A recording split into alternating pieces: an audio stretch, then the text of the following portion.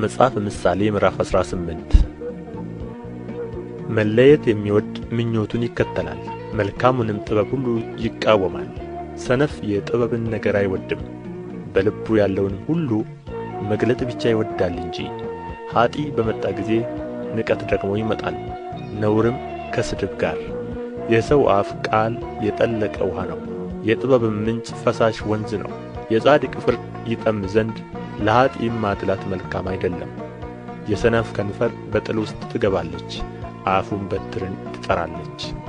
የሰነፍ አፍ ለራሱ ጥፋት ነው፣ ከንፈሩም ለነፍሱ ወጥመድ ነው። የጆሮ ጠቢ ቃል እንደ ጣፋጭ መብል ነው፣ እርሱም እስከ ሆድ ጉርጆች ድረስ ይወርዳል። በሥራው ታካች የሚሆን የሀብት አጥፊ ወንድም ነው። የእግዚአብሔር ስም የጸና ግንብ ነው፣ ጻድቅ ወደ እርሱ ሮጦ ከፍ ከፍ ይላል። ለባለጠጋ ሰው ሀብቱ እንደ ጸናች ከተማ ናት፣ በሐሳቡም እንደ ረጅም ቅጥር።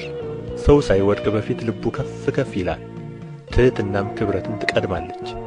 ሳይሰማ ነገርን በሚመልስ ስንፍናና እፍረት ይሆንበታል። የሰው ነፍስ ሕመሙን ይታገሣል፣ የተቀጠቀጠን መንፈስ ግን ማን ያጠነክረዋል? የአስተዋይ ልብ ዕውቀትን ያገኛል፣ የጠቢባንም ጆሮ ዕውቀትን ትፈልጋለች። የሰው ስጦታ መንገዱን ታሰፋለታለች፣ በታላላቆችም ፊት ታገባዋለች። ወደ ፍርድ አስቀድሞ የገባ ጻድቅ ይመስላል፣ ባልንጀራው ግን መጥቶ ይመረምረዋል። ዕጣ ክርክርን ትከለክላለች፣ በኃያላንም መካከል ትበይናለች። የተበደለ ወንድም እንደ ጸናች ከተማ ጽኑ ነው፣ ክርክራቸውም እንደ ግንብ ብረት ነው።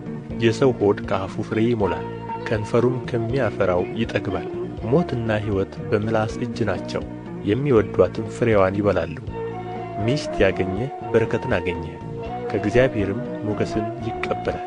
ድሀ በትሕትና እየለመነ ይናገራል፣ ባለጠጋ ግን በድፍረት ይመልሳል። ብዙ ወዳጆች ያሉት ሰው ይጠፋል፣ ነገር ግን ከወንድም አብልጦ የሚጠጋጋ ወዳጅ አለ።